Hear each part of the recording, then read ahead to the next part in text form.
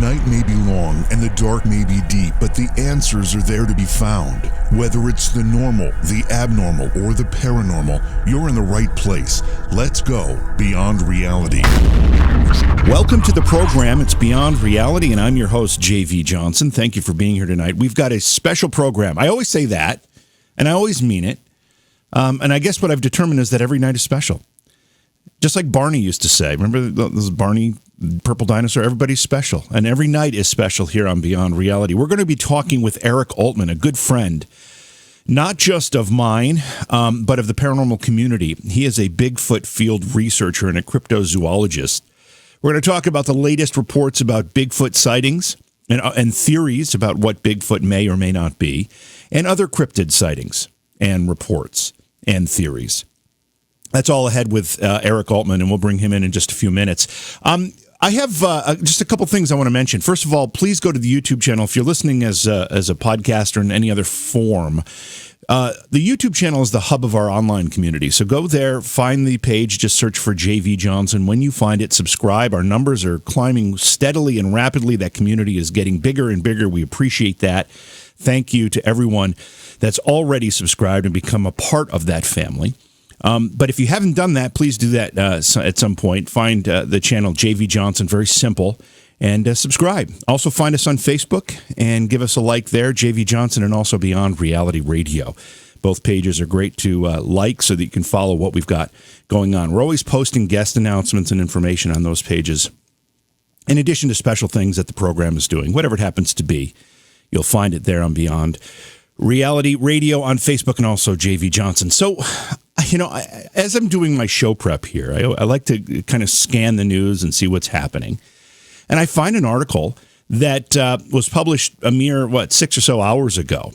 And it reads, "Stunning Biblical Discovery. Mysterious Temple near Jerusalem reveals its secrets." And apparently, an Iron Age temple complex has been discovered near Jerusalem, and it's shedding light, or new light, on an ancient biblical city. The complex, which dates to the late 10th century and early 9th centuries BC, was discovered in 2012 near Tel Moza, near Jerusalem. It's identified as the biblical city of Moza in the Kingdom of Judah. An archaeologist from Tel Aviv University and the Israeli Antiquities Authority excavated the site last year, and they have unearthed two buildings, a temple and a structure beneath it. And it's kind of changing the way people are starting to understand ancient Jerusalem and ancient religious practices prior to the birth of Christ and the story of Christ. And who better to comment on this particular story than our good friend Scotty Roberts? Scotty, the last minute, this thing was published just a few hours ago.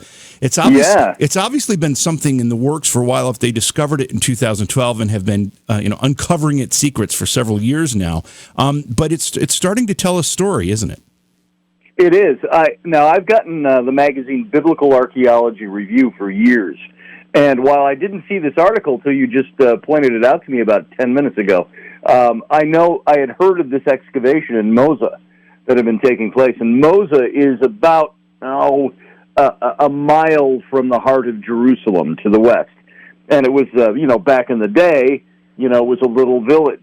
And they had this little temple complex there. And,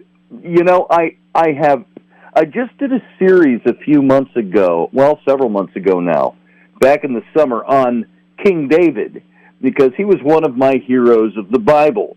And Jerusalem was supposed to be his city. And it's the old city of Jerusalem today when you go visit as a tourist. Mount Opal, which is the lower, kind of the south of the city, is the city of David, the original city, which belonged to the Jebusites. And David conquered it and took over and made Jerusalem there. And there's a story in the Old Testament where David went to get the Ark of the Covenant and bring it to Jerusalem. And those who are not either Jewish or Christian would refer to David establishing the cult of Jehovah in Jerusalem. And he bought the threshing floor there and set the temple up. And supposedly what you see today, when you see the Wailing Wall in the news, the Mosque of Omar there on the the eastern wall, facing the Mount of Olives, that is supposed to be the old temple compound.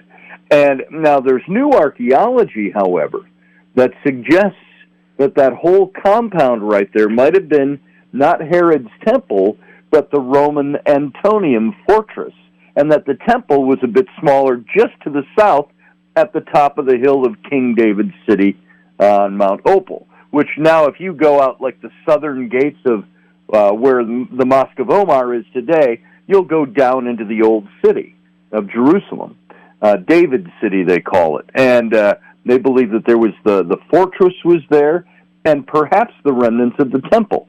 And now there's this temple out in Moza.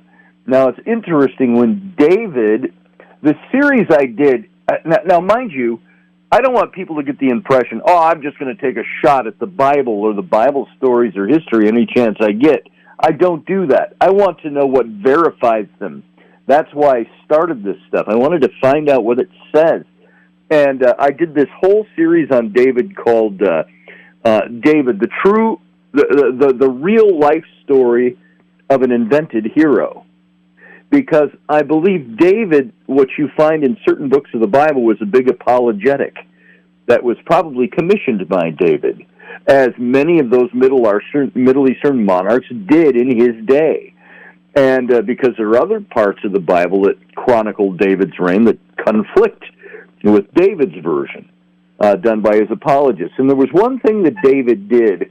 He went to get the Ark of the Covenant from, there's a little city called Beth Shemesh, and I think that was the original name, and then it became known as Kiriath Jearim was the name of the city. And David went there, grabbed the Ark by force. He was the king. This is where they had, if you remember, after the Exodus, they built the big tent that was the temple that they carried around with them through the wilderness for 40 years before they settled in the land of Israel, now what became Israel. And they set this tent up at Beth Shemesh. And this is where they had the Ark of the Covenant. Well, David went and got it and brought it to Jerusalem because he made Jerusalem his capital, and he wanted that temple to be under his control. So he made it the state cult, so to speak. And now there is thinking that there are some of these other locations, and there were locations all around what is now Judah, or Israel, which was part Judah, and where they had different centers of worship. And those centers of worship were very different than we might think now. You remember through the whole Old Testament and the whole time of the royals, King David to Solomon to Rehoboam, Jeroboam, all these kings, that God was constantly telling them to tear down the high places and all these places of worship, these groves. You know, we think in like Celtic religion or Druidic religion in Ireland and Scotland and England, the groves were on these high hills and they would tear them down. And in Israel, it was the same thing. And so there were all these centers of worship. Now, something that's very telling about Moza is they found these 4 terracotta figurines, right, that were embedded in, I guess it would be like the floor of the entryway to this temple. So if they find them in the floor, they were probably left there on purpose. When I was in Egypt, and I was at my friend John Ward's site in Egypt, the stables of Tiberius at this old dynastic quarry, we found talismans left in just the 1 block wall high walls were all that were left of these rooms and these offices. You know, there's rubble, and we're going through and we're finding wads of braided hair and beads and things like this that were talismans that were thrown in the corner when people left.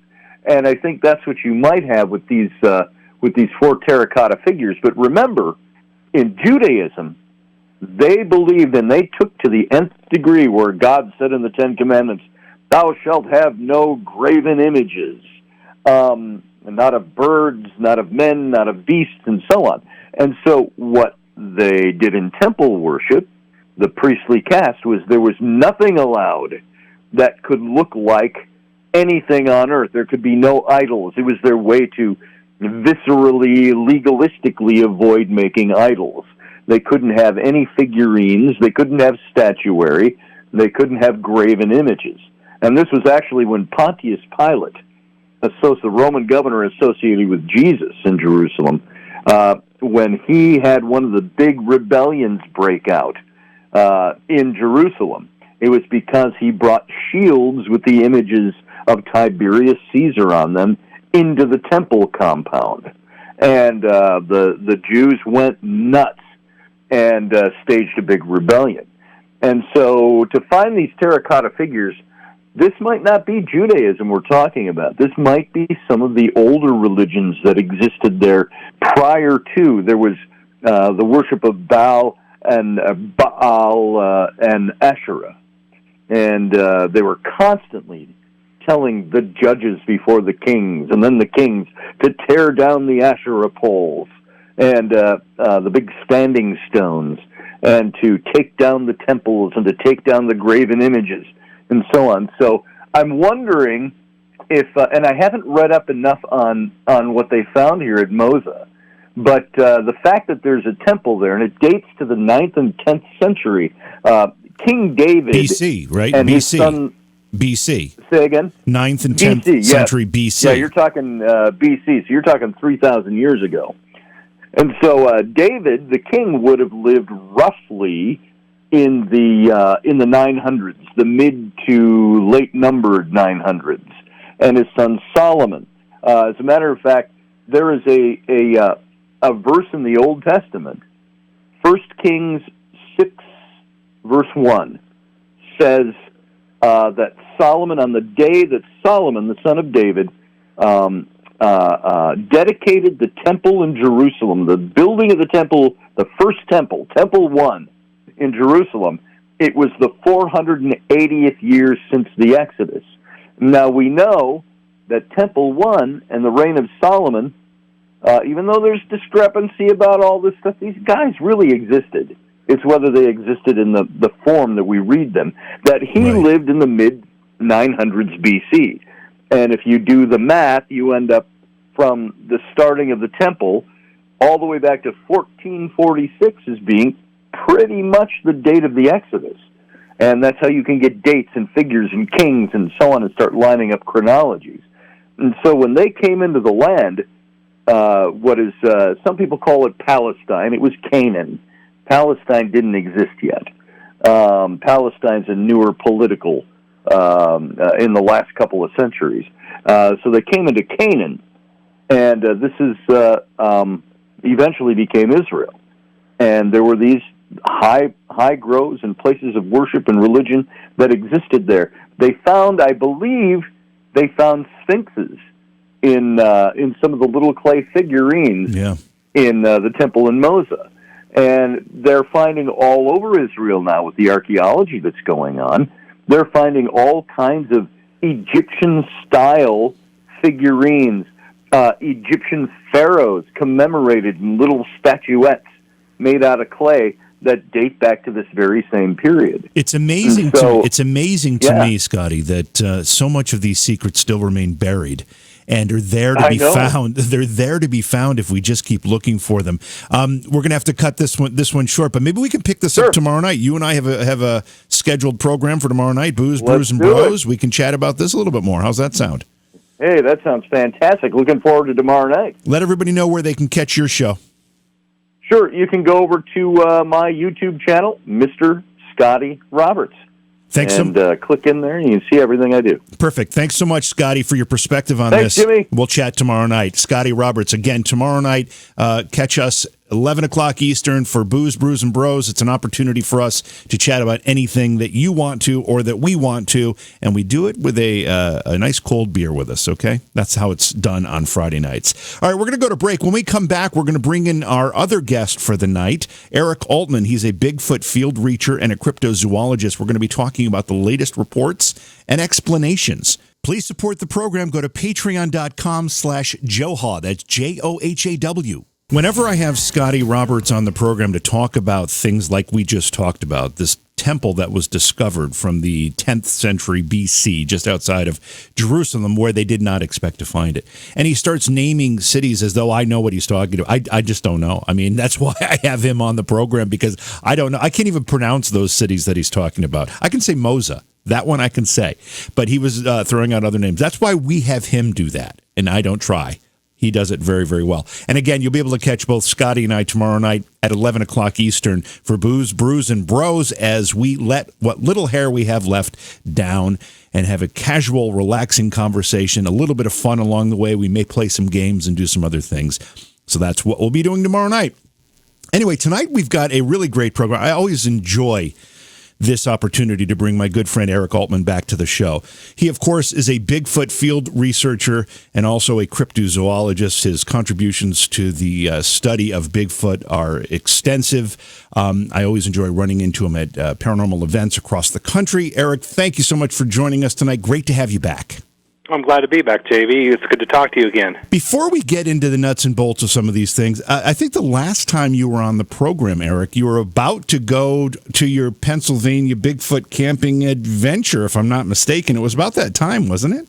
Yeah, it was about 8 or 9 months ago, maybe. Yeah, before May. Sounds right. How did it all work out? How's everything? How's that going for you? Oh, it was fantastic. We had a great turnout. The weather cooperated. Had a very large crowd. I think we had over close to 1,000 people over the weekend. Wow. And we raised about $3,000 for our charities that we were raising money for. So a really good event. That sounds very successful, and sounds like it's a lot of fun, too. One of these days, I got to make it to one of these.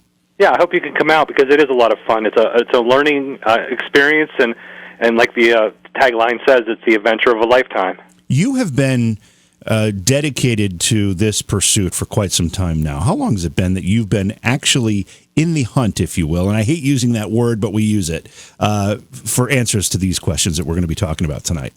Way too long. This year will be my 23rd year in field investigating, actually going out and talking to eyewitnesses, looking for evidence, being proactive as well as reactive to encounters and claims. I've been studying the phenomenon now for going on, 39 years. So I've been involved with the subject matter itself for a long time. Yeah, if I remember correctly, there were a couple of films, and I think we all can kind of trace our interest to some of these things back to some pop culture moments, whether it was a TV show or a film or a book or a story in the news, whatever it happens to be. Something along the way provides a catalyst for our curiosity. And there were a couple movies that were pretty instrumental for you, weren't there?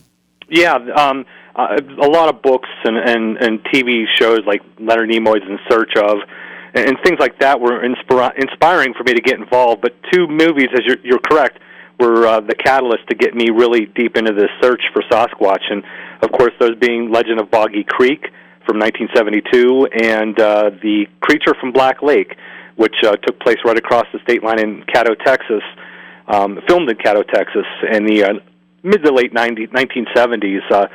The Legend of Boggy Creek, as many people know, was what you might call a docudrama, where it's based on true events that occurred in a little town called Fouke, Arkansas, in southern Arkansas in the late 1960s and early 70s. And, of course, Creature from Black Lake was a fictional movie, but, again, based on some of the sightings and activity that occurred around Caddo Lake and in the Panhandle there in Texas. Since we brought it up, I'm not sure that everybody is familiar with the story behind the film Legend of Boggy Creek. Tell us what that story is about. Well, like I said, it's a little town called Fouke, Arkansas, and during the 60s, even back into the 40s and 50s, people were experiencing what we're familiar with known as Bigfoot, but this upright walking bipedal hair-covered creature that was stalking farmlands and backwoods properties, people's remote homes, and, of course, the bottoms and bogs of Boggy Creek and the Sulphur River bottoms. And people were having these encounters. Sometimes they were very close encounters where the creature would actually come up to the house. There was a couple that was staying in a house just outside of Fouke, Arkansas, that kind of started the whole incident off.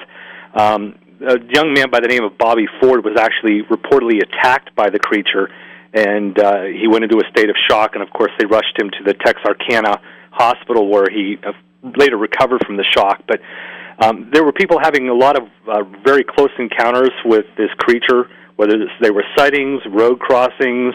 As I said, this creature attacked Bobby Ford.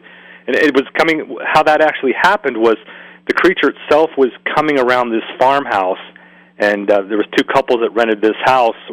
The two husbands were working for a cattle ranch, and they decided to save on expenses and share the home together, and they were residing there. And shortly after they moved in, this thing began creeping around and prowling around the house. It would come up on the porch. It actually at one point put its arm through an open window and scared one of the women who was sitting on the couch. And, of course, the women told their husbands. They began to explore the property. They saw this thing, and they actually took shots at it several times, chasing it off into the forest. And Bobby Ford was one of the cousins of one of the wives who lived there, and he went out with the two gentlemen to try to track this thing down after they supposedly shot it. And as he was returning back to the house, it ambushed him, knocked him to the ground, and he had a tussle with this thing. And, of course, he went into a state of shock. They rushed him to a hospital, and that's pretty much the catalyst to what started all these encounters in Fouke, Arkansas, along the Boggy Creek there. But it's a very well-known movie, a very famous movie. It even made about $25 million at the box office, considering it was a very low-budget film. And incidentally, it's been the catalyst and inspiration for a lot of Bigfoot researchers to get involved with the study. You know, I know that the story leading up to that film, takes place the 50s, 60s, into the 70s. However, you said that film was released in 1972, and I find it interesting. The Gimlin Patterson film was, in 68, 69? 67. 67. As we get into the 70s, we've got TV shows like you mentioned, In Search Of. We've got Chariot of the Gods from Erik von Daniken making a big splash in the quote-unquote paranormal community.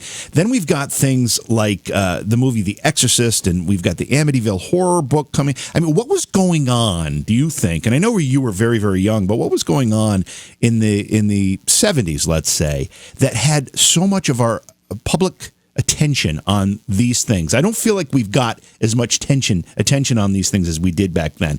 Was there something unique happening?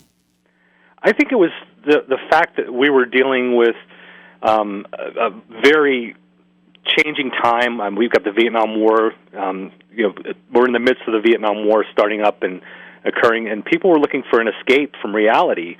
And I think these types of films really provided that for a lot of folks. And you and I were, of course, we're familiar with the 1950s and 60s B horror and science fiction movies. They were pretty popular. Absolutely. But as we moved into the 70s, these were cutting edge. Like you mentioned, the Amityville Horror and The Exorcist especially.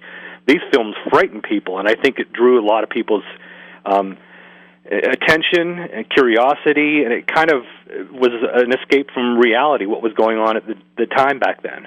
And it's a really great point, because not only did we have the Vietnam War winding up, but if anybody who remembers the political climate of the 70s, there was also the oil embargo, and there were gas lines, and there was super high inflation. I mean, there was some real tough times. So I guess people were looking for something to take their attention away. Yeah, kind of like an escapism from reality and everything that was going on.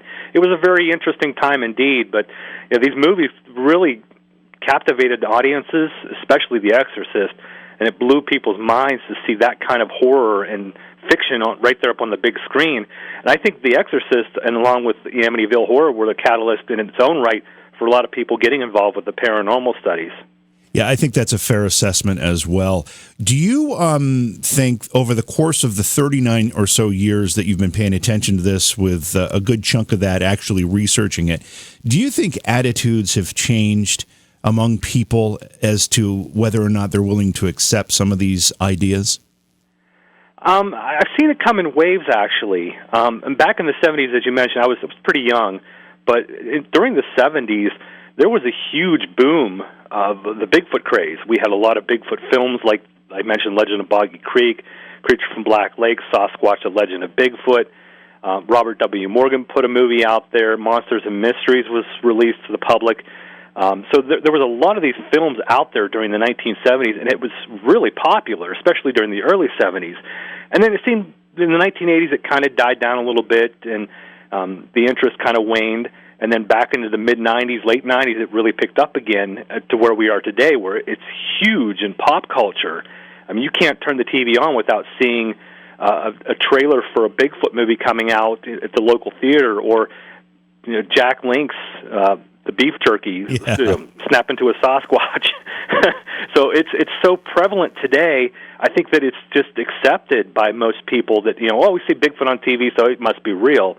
And I don't think many people are really understanding that there may be something to the phenomenon. They just see it as a pop culture reference. And you're so right about that. And the Jack Link's commercials are a prime example, but I almost think there were some running shoe ads that had Bigfoot in them. Yeah. And there's at least a half a dozen brands using Bigfoot as a spokesperson at this point. Oh, yeah. You see it everywhere. And it's funny where back in the late 90s when I got into field research and prominently onto the Internet, making my presence known as far as investigating, even back then, you were seeing commercials, but you weren't seeing them as frequently as you were then. We had the Harry and the Hendersons back then, and that was about the biggest thing. But now, it's everywhere. There's documentary films. There's Finding Bigfoot, Mountain Monsters, Bigfoot Expedition on TV. It's like the norm to turn on TV and see something going on with Bigfoot, or even read in the news or on the Internet. And I even saw, and I'm trying to remember, I'm racking my brain. I know I took a picture of it on my phone, but it would take me forever to find it.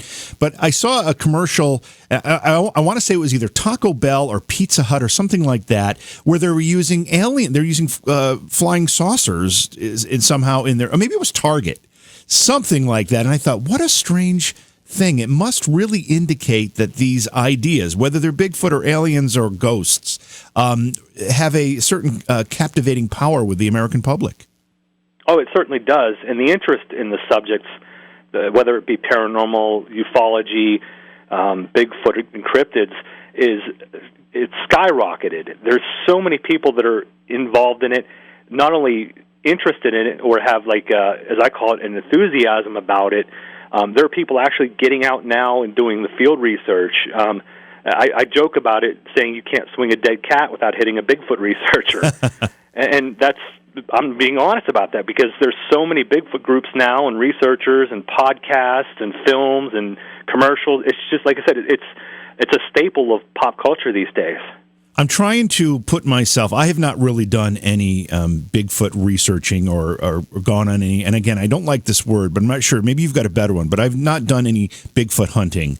And I'm trying to put myself in those circumstances. Do you think that from a mass acceptance perspective, that it's easier for somebody to go, say, out in the woods and do what you do, even if it's from a tourism standpoint, versus more what I do, which is, we go into a building that's supposed to be haunted and we sit in there for a couple hours and, point devices into the dark room. It almost seems like what you're doing is a much greater commitment. I think they're both similar in most instances, because, you guys put a lot of time and effort and commitment into doing what you do.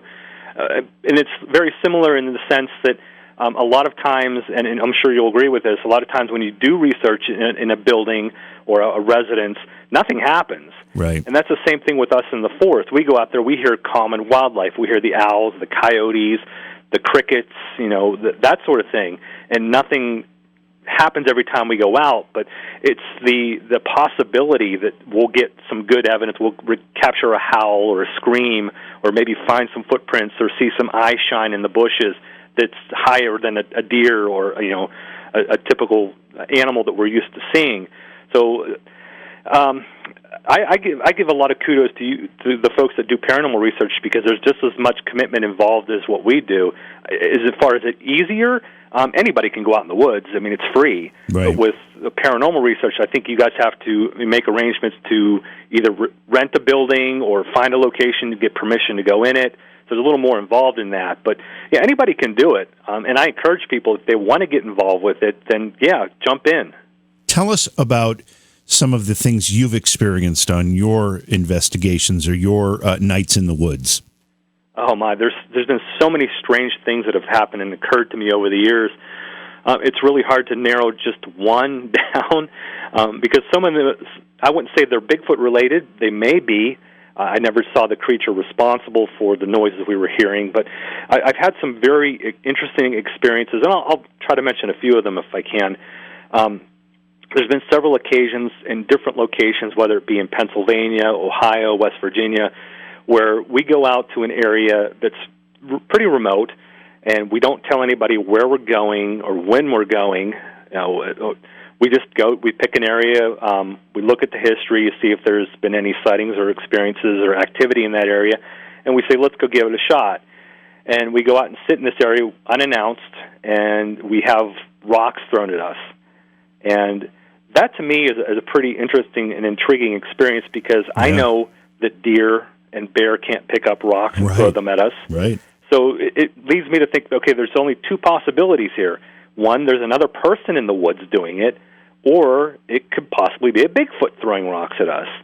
And I know from, as long as I've been in this and talking with the researchers and eyewitnesses, and even talking with primatologists, that's a typical primate behavior, throwing sticks and rocks at either predators or other animals to drive them away from the territory. It's an instinct. We don't want you here, so we're going to throw rocks at you or sticks at you to get you to leave. And that's happened to me. It's happened to me on, like I said, several occasions in different states, and that's pretty compelling.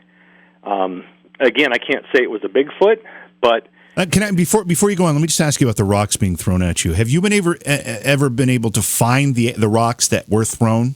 Yes. Have you been able to test them to see if there's any?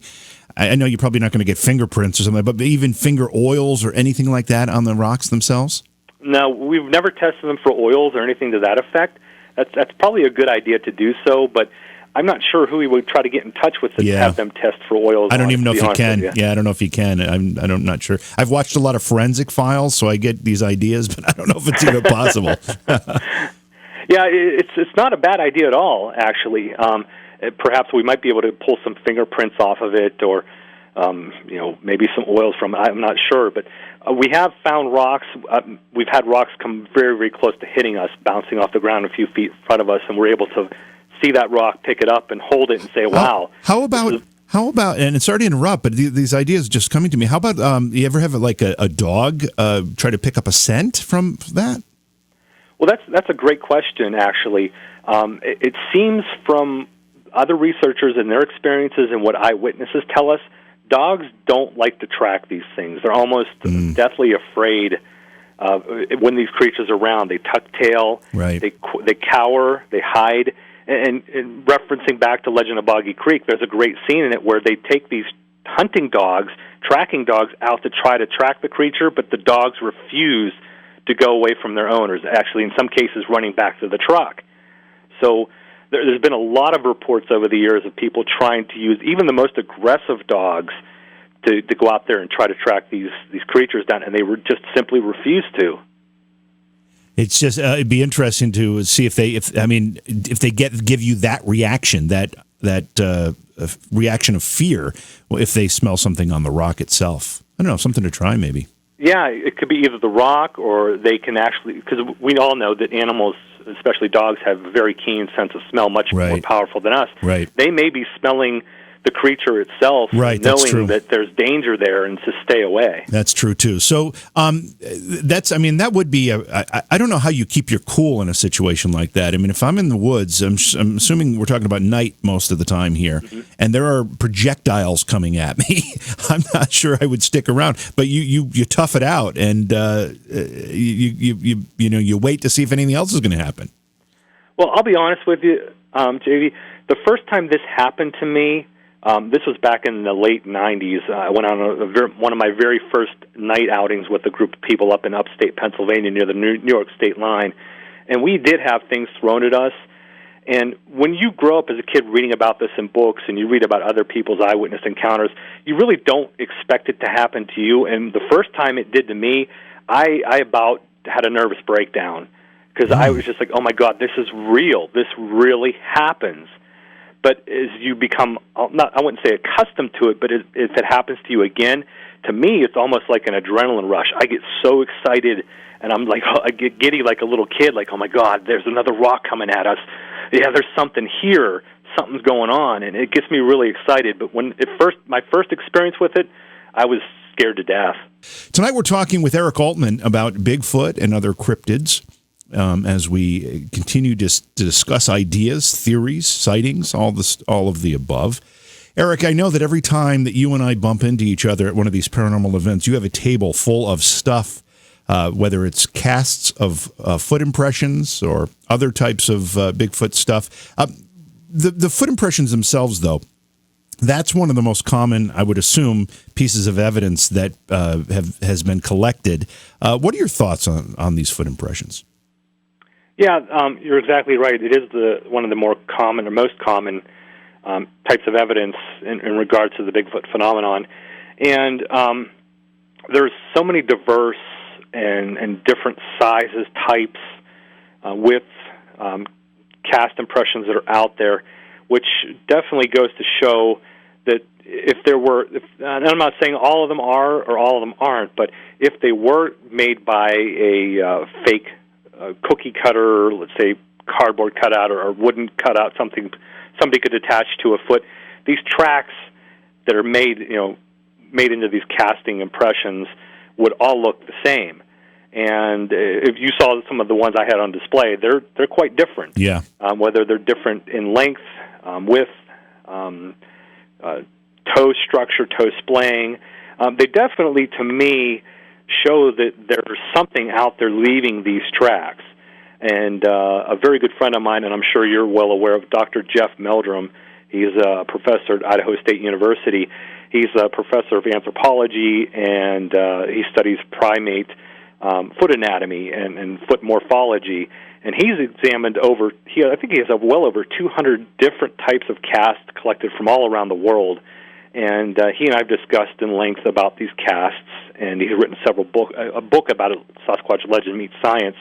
And he, in that book, discusses some of these castings, where he talks about toe splay and how there's an arch in the foot, a mid-tarsal break showing flexibility in the foot, and you can see that in some of these casts. And, of course, some of these casts show dermal ridges, which, as many people know, dermal ridges are what we have on our hands and feet. They're fingerprints. They're unique to each individual person, and these casts are showing that. So I'm inclined to say that some of these casts that have been collected over the years and shared and passed around actually belong to an animal with a foot that resembles very closely to a human foot, except much larger and much wider. So there's something out there leaving these footprints that are being casted. I can't definitely say a Bigfoot's doing it, but according to all the descriptions from eyewitnesses and Native American lore, it certainly does fall into the possibility that Bigfoot is leaving these tracks, and that's what we're finding and casting. What if you had to put the size of these impressions into terms of what we know for shoe sizes? Is that possible? Can you give us an idea? Some of the tracks have been compared to the size of basketball players. Shaquille O'Neal, I believe, had a size 23 foot tennis shoe, and these tracks have been compared in size to his foot.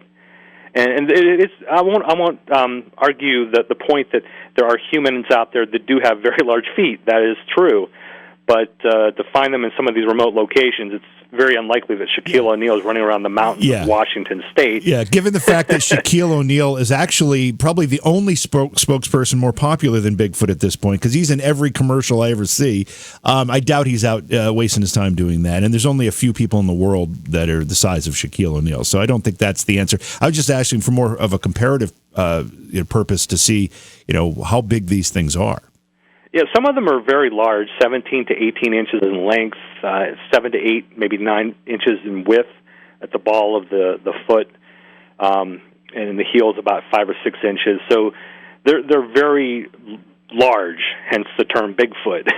And some of them, the impressions are very deep, where they're found in soil that's not conducive to leave a deep footprint, where a person weighing, let's say an average person weighing 175, 200 pounds, would barely scratch the surface, and when these tracks are found, they're 2 to 3 inches deep in the ground. So something with a lot of weight would have to leave a track that deep. And it's very interesting to find, like most people, let's say, for argument's sake, 200 to 250 in that weight range, walked on the same soil, wouldn't leave a footprint that deep. Yeah. So it's very compelling that something is out there leaving these very large tracks that are very deep. And to this point, we can't prove Bigfoot's doing it, but something is. We obviously can look at the impressions as physical evidence. What other physical evidence have you been able to either witness or gather? Well, I wouldn't call it physical evidence per se, but the audio recordings that people collect of hearing sounds that they can't match with common wildlife or known wildlife. The howls and screams, I would say, would be constituted as a form of evidence. Of course, the hair samples that people have collected over the years and scat samples, some of them have come back as not being able to be matched to any known mammal or animal that's in the database for animals that are native to that particular area. There was, the name escapes me at the moment, I apologize, there was a primate anatomist, or primate, I can't think of his name, but he worked at the Oregon Primate Institute, and Henry Fehrenbach was his name. And Dr. Fehrenbach had several hairs he collected that he thought were the gold standard for Sasquatch hair. They didn't match any known animal, and they were actually missing the medulla, the hair, the inside molecule in the hair that is missing from hair. Most animals have a medulla, where he felt that Sasquatch hair doesn't have the medulla inside the hair when he looked at it through an electron microscope. Is the hair samples that have been collected, the ones that can't be identified or can't be matched, I guess, is it a standard DNA strand that we would see in other forms of what we would consider to be normal DNA samples, or is it configured somewhat differently? Well, some of the samples that have been collected have not been able to be matched with any known animal, and they're simply classified as that because there's nothing on record in our files. Now, if we had a type specimen, we can match those. We had a type specimen for Bigfoot, was known as Bigfoot, then we can match those hairs and say, yeah, there you go, that's what it is. But most of them have been classified as unknown or unrecognizable, undocumentable. And so these weren't DNA comparisons; these are just physical property comparisons. Right, physical property comparisons. Okay. I do believe there's been some DNA studies done over the years, and there's been several different people that have done DNA studies in the last probably 10 or 15 years that the samples have come back that have actually matched known animals, whether they be deer, coyote, bear, possum, skunk, those type of animals. They come back as matched animals. But there are a certain few that have been looked at over the years that just don't match anything.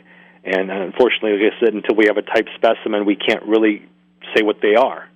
Recently, there was a study done of Loch Ness where they took water samples and just tested all of the DNA they found within those water samples. Right. And when you consider the fact that anything that is living nearby the lake is going to leave traces of itself through the digestive process, those traces will be washed into the water, and so theoretically you could find the DNA of every creature that might be within a certain radius of that water supply. Has anything like that ever been done in an attempt to identify Bigfoot DNA? Actually, yes. Recently, they're doing the same thing with streams and creeks and lakes, where they're taking water samples to see what kind of creatures are coming to the water to drink. And interestingly enough, they've come back with the typical wildlife, the deer, the bear, that sort of thing. But there have been many occasions where they found DNA that closely matches to human DNA or is human DNA, which sparks the argument with a lot of researchers that perhaps Bigfoot is closely related to humans. A lot of researchers think Bigfoot is a missing link or undiscovered primate, but there's a lot of researchers that also think that it's very, very close to the human genus. And if that's the case, if that is Bigfoot drinking that and he has DNA very close to humans, that's probably what it would be recognized as. So that has happened in several cases, several studies in the last few years where they're starting to use this environmental DNA pulled from creeks and lakes and ponds where they can identify it and say, yeah, there's coyote drinking from here. Of course, we have the typical fish or the animals that live in the water source, but there's also these animals drinking from it. And it's surprisingly, some of these creeks and lakes that are way out in the middle of nowhere, pretty remote, are pulling back and showing that there's human DNA coming up in the water samples. So that leads me to the next question then, and there's about $100 million questions in this conversation, but one of them is, do you think that the Bigfoot species, whatever it happens to be, is a branch of the human evolutionary tree, or is it something completely separate? Well, that is a great question, and it is a $100 million question. I wish I had an answer for you, but unfortunately at this point we just don't know. We don't have enough information to say what it is and what it isn't until we have a type specimen either on a slab or in a cage to study. There's so many different theories about what it is. Of course, I mentioned Dr. Meldrum and several scientists that are actively looking into this phenomenon believe it might be related to the Gigantopithecus, the largest primate known to exist that existed in eastern China. So they think maybe that crossed into Russia, across the Russian land bridge into British Columbia, Canada, and then migrated down into the United States. There's those who think that. There are those who think that it is very closely related to human, as I mentioned, that it may be not far off the branch from our evolution.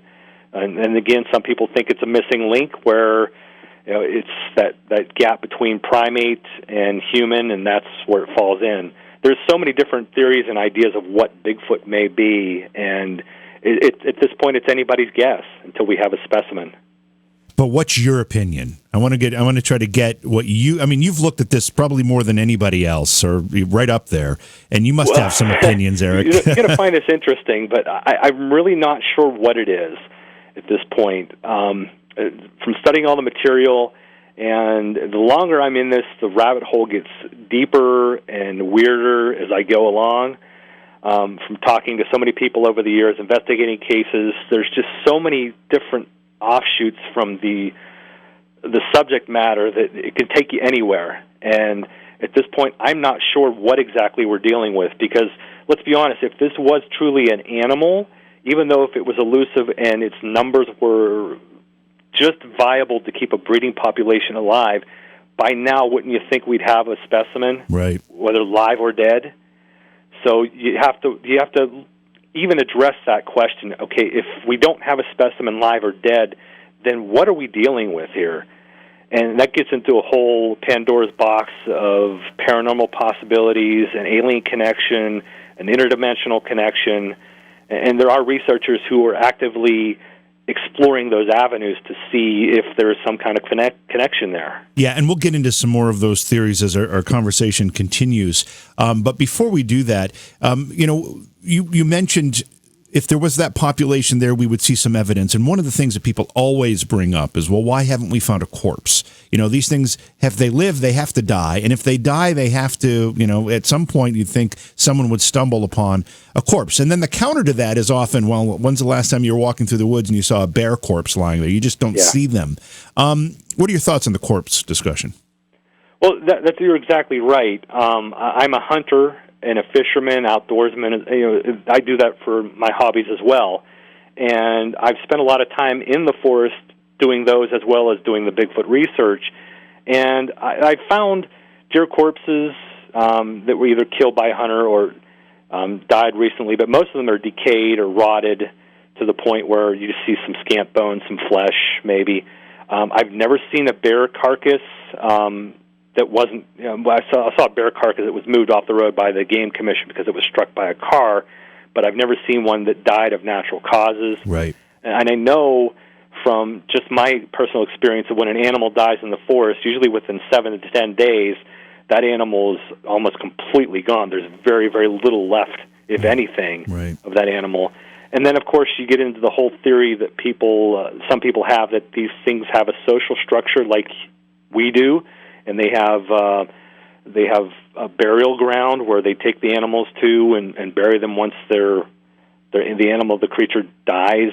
There's that theory that's been out there for a while, and there's also a theory that they have possibly have like an elephant graveyard where they go off deep into the mountains where no one else goes, so they can die in peace and not have to worry about any kind of person coming and interrupting, their passing on. So there's a variety of different theories thrown out there why we don't find a body, and any one of them could be viable.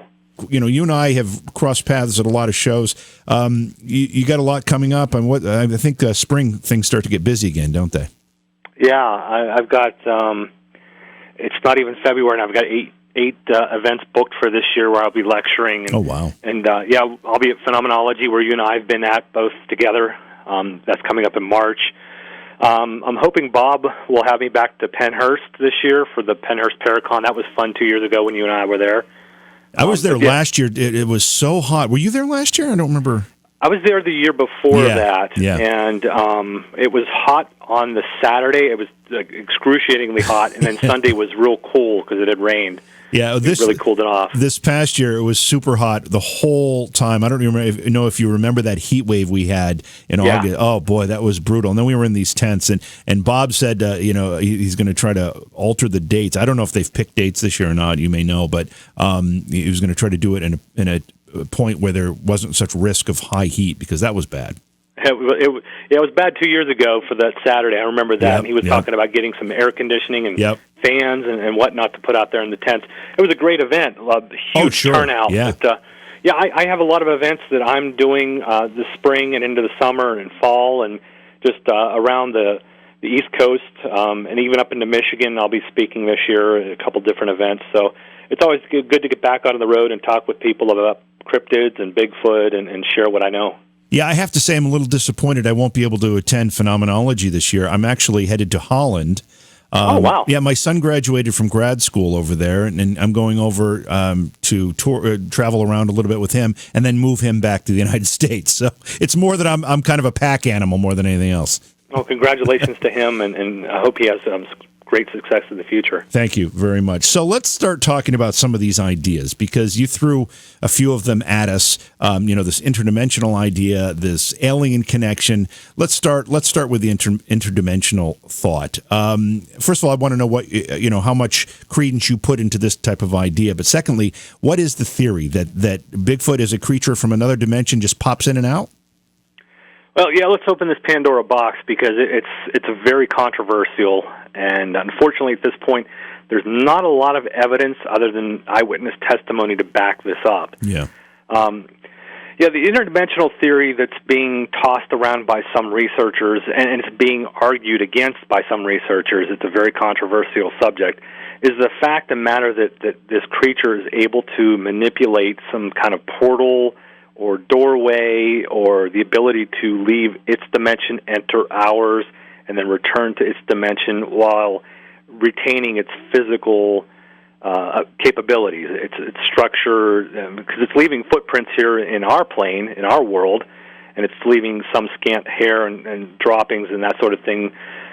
So it has to have some physical ability to it, or physical makeup of it. But there are researchers who feel that it has the ability to, whether they call it shift from one dimension to another, or phase in and out, or whatever they're calling it. That's what they're talking about. And one interesting example I'll share with you, and I'm sure you're probably familiar with this, the Skinwalker Ranch out in Utah. They had a group of physicists that were and scientists that were brought in by Robert Bigelow to monitor the ranch, because the ranch had a lot of UFO, paranormal, cryptid activity going on, an abundance of it. And one of the physicists there actually watched a portal open up about 4 feet off the ground, a wormhole, if you will, and saw a hair-covered bipedal creature climb out of this portal, step down onto the ground, and then run off into the darkness. And he went on record of saying that's what we saw. And Colm Kelleher, I believe is his name, he worked for the NIDS, the National Institute of Discovery Science, that was headed up by Robert Bigelow. He talked about that in the documentary and the book, The Hunt for the Skinwalker. How recent was that sighting? That happened back, and I want to say early 2000s, maybe late 90s. Would you say that was prior to this theory being commonly discussed? Well, it was being tossed around and discussed simply because there were reports that were being shared in the Bigfoot community of tracks that were being discovered that would walk off into a field, especially in snow, where they would just abruptly end, and there would be nowhere for them to go. People were talking about that. People were talking about Bigfoot that it would be there 1 second, and then all of a sudden it was gone. It should be still in our plane of sight, right. our line of sight, and it's not there anymore. So the topic was being discussed, but it was being discussed in almost a very hush-hush tone because nobody really knew what to make of it. But now more and more researchers are sharing this openly, and they're discussing it and writing books about it. A colleague of mine by the name of Dr. Paul Johnson, he's a chemistry professor at Duquesne University, wrote a book recently that was released by Rosemary Guiley that was called The Pennsylvania Bigfoot Phenomenon. And in this book, he talks about the possibility of Bigfoot being able to manipulate the quantum realm, where it's known that particles are able to be in one state and then disappear and reappear in another state, in the same state, in a different location. And he talks about the possibility that these Bigfoot are able to do that. And the ideas have been thrown around and tossed around for some time, and more researchers are starting to look at this possibility. And I've actually had eyewitness cases that I've investigated with other researchers in the last 5-10 years where people have told me point blank, this thing was there and it just literally dematerialized. I watched it walk across the road and it was solid form, and then I watched it kind of just disappear. Not in, I'm talking behind a tree or in bushes or, it just disappeared in darkness. It was there. They could see it in their headlights or they could see it in the daytime, and then it just dematerialized. It wasn't there. So there's something going on people are seeing, and unfortunately, like I said, we don't have evidence to support this interdimensional theory, but there are people experiencing something. And in my opinion, as crazy as it sounds and as far-fetched as it may be, we, as researchers, we have to keep an open mind and explore all possibilities, because at this point we don't have answers to this phenomenon. So those researchers who refuse to look at it, I think are doing the subject matter disjustice, because they're not looking at those cases, although they might be minute or small in the whole scheme of things. They're not looking at those cases and seeing if there's a possibility to it. One of the difficult parts of this interdimensional theory is the fact that we don't even know what these other dimensions are, if they exist. So, you're asking people to, take two leaps of faith here. One is that that's what Bigfoot is. The other is that there are actually these other dimensions. However, having said that, it almost seems like science is getting closer and closer to proving, from what I'm reading, that there is a strong case for these discussions of other dimensions. Yeah, and I believe it was brought up in the last few years that they've come to the conclusion that there are other dimensions out there. I believe 12 other dimensions that exist along with ours. And I don't know the science behind it. I don't know how they came to this conclusion, or if it's just a theory, but it's been discussed. And if that's the case, maybe there is some relevance to the possibility that Bigfoot is interdimensional. Now, the only question there lies is, if it is interdimensional, how is it getting from one dimension to our dimension and then returning? Is it something that's going on that we as human beings just aren't able to measure that or to study it with the scientific tools that we have? Can we replicate it in a lab? Can we do the hypothesis testing on it? At this point, we can't, because we don't understand exactly what it is. But as you mentioned, they're getting closer to, I think, actually saying, yes, there are dimensions out there if they haven't already. Let's talk about the alien connection. There's another explanation that would fit in well with the patterns that we've seen and the difficulty we've had with making identifications. If these things are alien in nature, they could be popping in and out from spacecraft or something. And as strange as this may sound, there are eyewitnesses who have reported seeing UFOs and Bigfoot creatures in the same location, whether they be there at the same time or one before the other within hours or days. there's a fascinating case that took place here in southwestern Pennsylvania in Fayette County in 1973, October of 1973, where a large glowing sphere landed on a hillside of a farm, and these men went to investigate, and they saw this sphere sitting there in the hillside, and as they went to go investigate the sphere, they saw two bipedal creatures approach them along a fence line, and they shot at these creatures, and the creatures were retreated out back into the darkness, and when they shot at the creatures, the sphere of light disappeared, and the creatures were gone, and the sphere was gone. But there were multiple eyewitnesses who had watched this light come down out of the sky and land and saw the creatures walking near this craft. And they had state police involved in the investigation. There were several prominent UFO researchers. Stan Gordon from Pennsylvania was involved in that case. And that's just one of cases that I know of that have involved a UFO being seen either at the same location at the same time or, like I said, within hours or days of each other happening in the same area. Is there a strong case to be made that a Bigfoot creature could be just on par with what we know as the Greys or the reptilians or these other what many people say are alien races that have been visiting us for many years? It's a possibility. I've unfortunately, with the interdimensional thing, I don't. There's no real evidence to support that, other than eyewitness testimony sharing these reports with us. And I don't know of any cases where people have seen Bigfoot powering a craft or flying a craft. Right. But I know of a few cases that have been shared with me, in historical cases from back in the 1980s, where people have claimed they've seen a Bigfoot walk off a craft. They've actually watched it walk down the ramp of a saucer that had landed.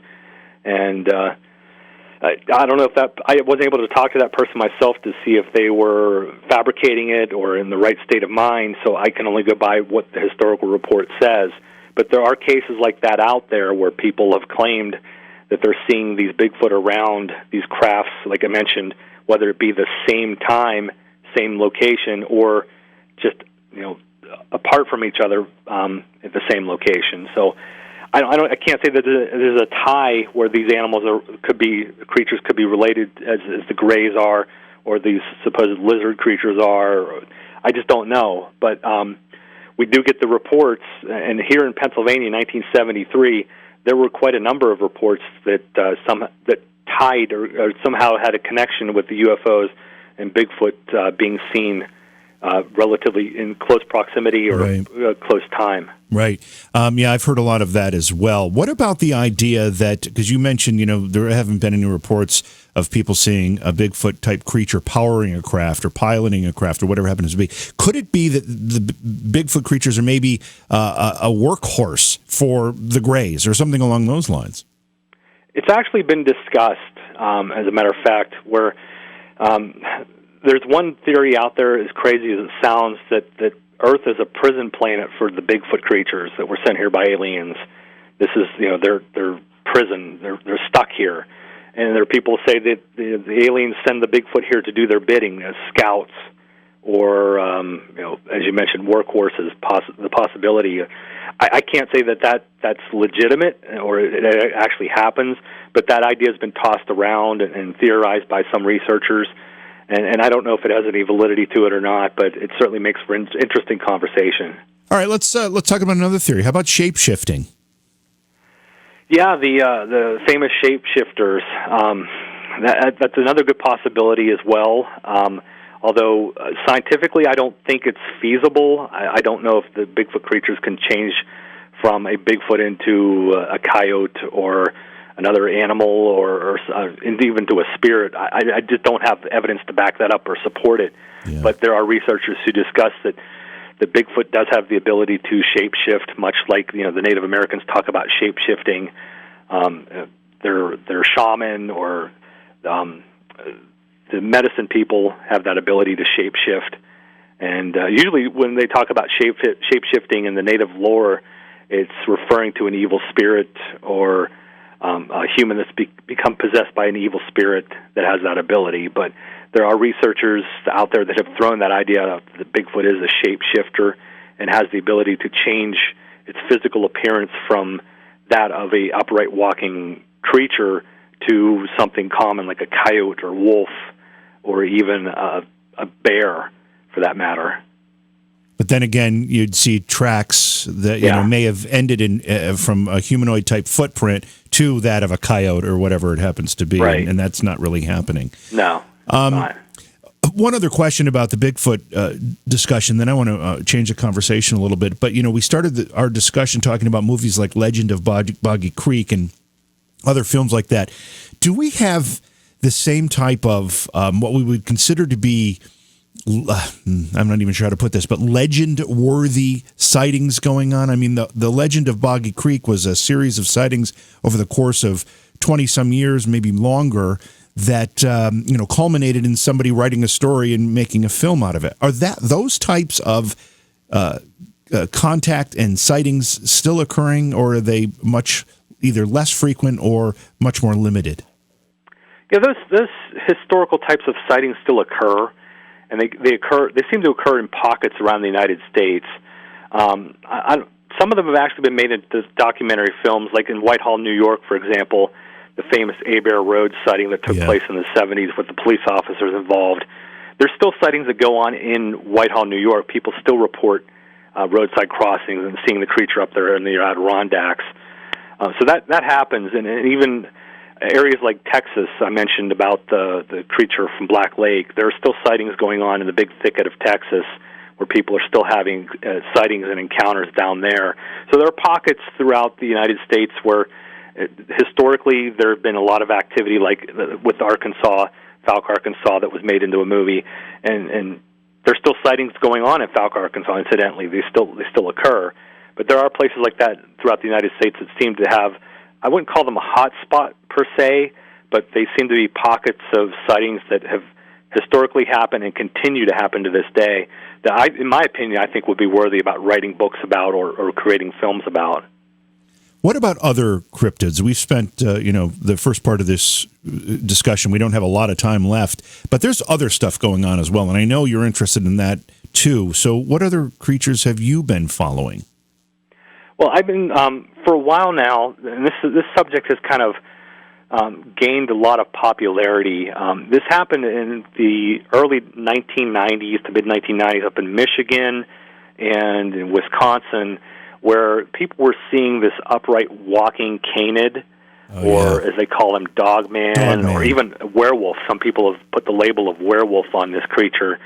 And they were specific to these two areas up in northern Michigan and in southeastern Wisconsin. And I've been out to Bray Road. I've been out to that farmlands out there. A good friend of mine, Jay Bachochin, has done some research out there. And, of course, we all know Linda Godfrey. She's written several books on the Beast of Bray Road. And that captivates me, that there's some kind of creature out there that resembles very closely to a canine or a coyote or wolf-like creature that has the ability to get up on two legs and walk like a biped. And we all know animals, specifically dogs, that are built and made to remain as a quadruped, are upright walking like that. And that fascinates me, how these creatures are able to do that. And what's even more fascinating is it started in those two regions, as I mentioned, Michigan and Wisconsin, and now it seems to be becoming a nationwide phenomenon where these Dogman sightings and encounters are popping up everywhere. It's almost become as popular as Bigfoot sightings are. People are reporting having these encounters with these very aggressive dog-like creatures, whether they've been described, as I mentioned, either upright walking dogs or this cross between a wolf and a person, like a werewolf type of creature, very muscular, very aggressive, and we're getting more and more reports of these things encountering people and people encountering them. And I find that fascinating because we all know this thing shouldn't exist. If it's a wolf or a dog or a coyote or even a hybrid, they shouldn't be able to stand up on two legs and walk and run on two legs like these people are reporting. But apparently it's happening, and people are having more and more experiences with them. And I've had a few people on the program talking about the Dogman phenomena, and everyone that I've spoken to about this has added to their story that these sightings come with a real sense of foreboding. Have you heard that as well? Yeah. I've talked to some eyewitnesses that have had pretty close encounters with these things, like I'm talking within feet. And before they had the encounter, they just got this overwhelming feeling of just like, oh my God, there's something here that shouldn't be here. It's evil. And then they have their encounter, and of course they're in a state of shock and panic by then. And thankfully, as far as I'm aware of, there haven't been any attacks or these creatures known to be aggressive where they attack people. Usually it's growling, snarling, standing its ground, not running off like a Bigfoot is said to do. This thing is actually aggressive where it's not backing down. And the people I've talked to have said, yeah, these things have this overwhelming feeling of foreboding or evil associated with them. Are the reports that you've heard indicate that these things act like a canine in the sense that they're pack animals? I haven't heard per se of groups of these dogmen, if you will, being seen in packs. Usually when there's a sighting that occurs, it's one seen by the eyewitness. Now, there was a case, and I believe it was in Maine, where a family was staying at their home, and the house was approached by a pack of these supposed dogman creatures.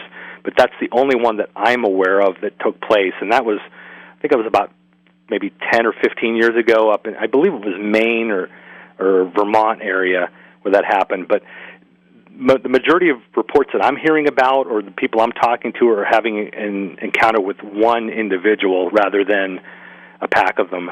And where do you think the foreboding part comes from? I mean, that would indicate, and you used the word evil, and I've heard that word used elsewhere as well in relationship to these creatures. That would indicate some type of spiritual connection or something. Yeah, I would think that too. And I think the reason people are feeling that sense of evil or foreboding is because they're seeing something that shouldn't be doing what it's doing, and it looks ominous, and it's snarling and growling at them, and it just has this huge, massive presence in front of them, and to them it's a monster, and I think that's where a lot of the association of the foreboding and evil may come from, is just that this thing is right there in front of them, and it looks like it could rip their head off and tear them apart with its claws. I think that's where that comes from. There may be some kind of spiritual association with it that I'm not aware of, but I think that's where, my opinion, where the whole sense of foreboding and evil, the evil aura comes from, is just that, oh my God, it's right there in front of me, it's aggressive, it's growling, it's snarling, this thing's going to rip my chest open, it's going to bite my head off, and they get that overwhelming sense of fear from it. So you're thinking it's more of a physical reaction to what you're seeing versus some type of spiritual or psychological intrusion?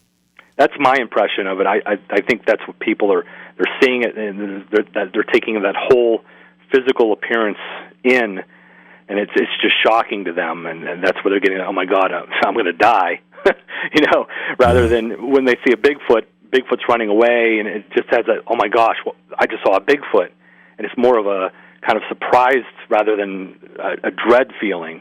I think the whole impression of the Dogman phenomenon is more evil and foreboding because of its appearance. Changing the subject again, there have been periodic reports, and I see these flash up through social media, every couple months one of these pops up, where some kind of odd sea creature washes up on a beach that can't be identified. I'm assuming that most of them ultimately either get identified or they're determined to be hoaxes. Any of those stories that we should be paying attention to? I find those stories intriguing because there's so much of the sea that we haven't explored yet, and the sea is so deep and so vast.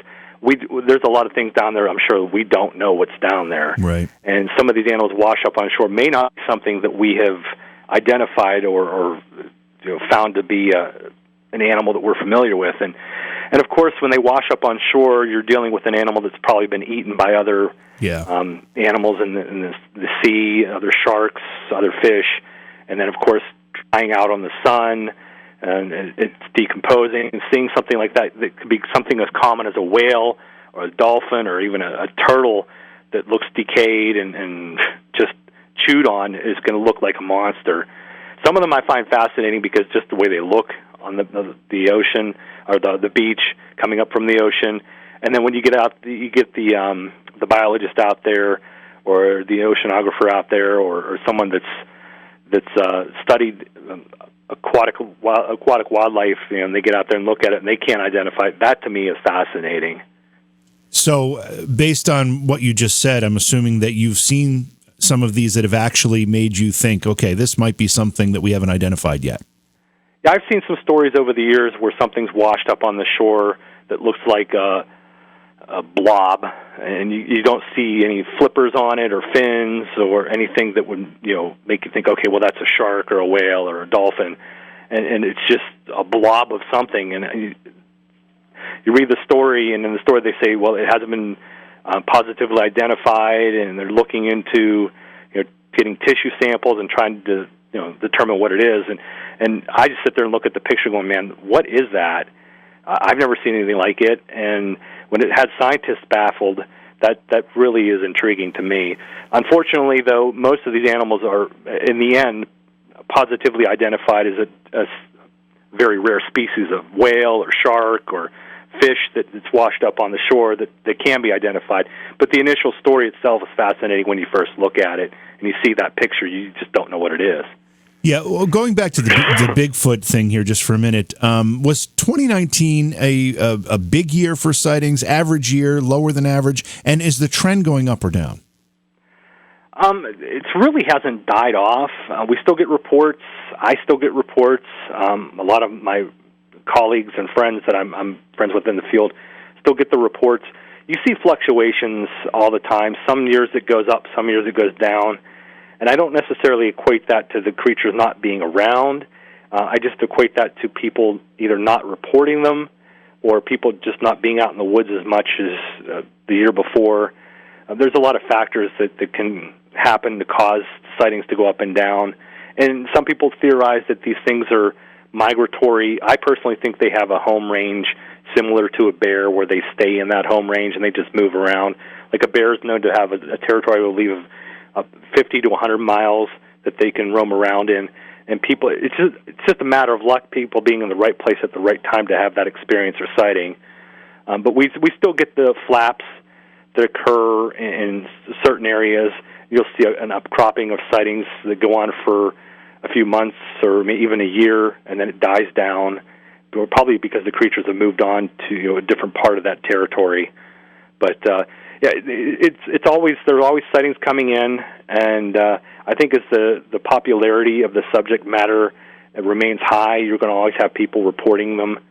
And I think the whole taboo on Bigfoot, as we talked about, being such a popular a pop star, if you will, a pop icon, is out there and prevalent. I think people are going to be more comfortable with it and less afraid to come forward and report the sightings. We're out of time here. Well, let's make sure it's not so many months go by before we have you back on the program. And do promise me if you see any evidence that really a video comes into you or whatever it happens to be that you're really impressed by, let us know because we'd love to talk about it, even if it's for just a quick segment, because we like to keep our tabs on that stuff. And have you back on.